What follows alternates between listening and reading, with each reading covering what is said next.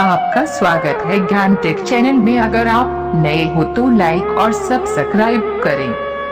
एक जंगल में एक बहुत ही बड़ा तालाब था जिसमें जंगल के सभी जानवर पानी पीने के लिए आया करते थे। उसी जंगल में बंदरों का एक बहुत बड़ा झुंड था जो कि अक्सर तालाब के इर्द गिर्द रहा करता था। सब कुछ अच्छा चल रहा था कि अचानक दूसरे जंगल से एक खतरनाक बाघ आया और उसने उस तालाब पर कब्जा कर लिया और उसने बोला, अगर जो कोई भी जानवर बिना मेरी अनुमति के इसमें पानी पीने आया तो मैं उसे जान से मार दूंगा। अब धीरे धीरे सभी जानवर उस तालाब में पानी पीने जाने से डरने लगे और बाघ आराम से वहां रहता। अकेले कुछ समय बीत गए और कुछ दिनों बाद उस जंगल में बहुत ही बड़ा अकाल पड़ा जिसकी वजह से सारे नदी सूख गए।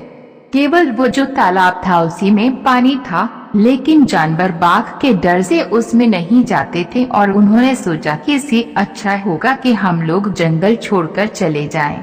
सभी जानवर जंगल छोड़कर जाने लगे, लेकिन बंदरों का झुंड था वो जंगल छोड़ने के लिए तैयार नहीं था क्योंकि उनकी बहुत सारी यादें उस जंगल में जुड़ी हुई थीं। इसलिए उन्होंने ये निश्चय किया कि हम लोग जंगल नहीं छोड़ेंगे और सब मिलकर के उस तालाब के पास गए और बाघ से ये विनती किया कि उन्हें भी पानी पीने दे क्योंकि जंगल में अकाल पड़ने की वजह से सारे नदी सूख गए हैं।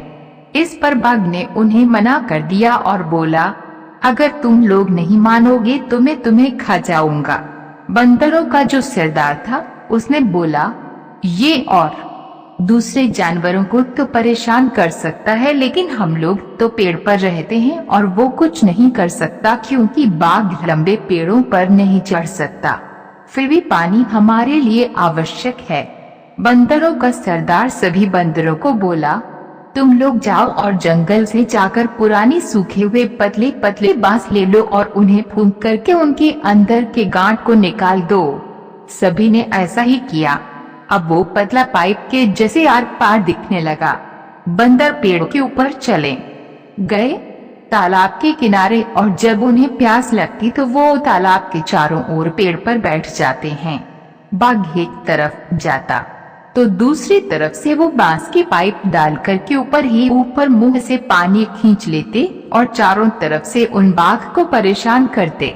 धीरे धीरे बाघ बंदर के व्यवहार से चिढ़ जाता और परेशान होकर वो जंगल छोड़ के चला जाता है। उसके बाद से सभी बंदर हंसी खुशी रहने लगे। नैतिक शिक्षा, इस कहानी से हमें ये शिक्षा मिलती है कि हमें दूसरों के साथ बुरा व्यवहार नहीं करना चाहिए, अन्यथा एक दिन हमारे साथ भी बुरा